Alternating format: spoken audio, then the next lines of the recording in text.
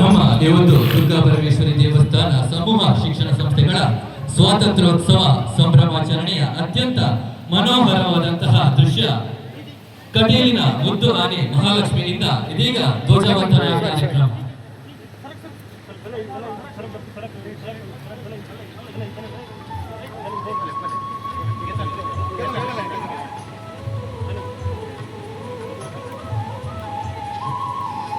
Look.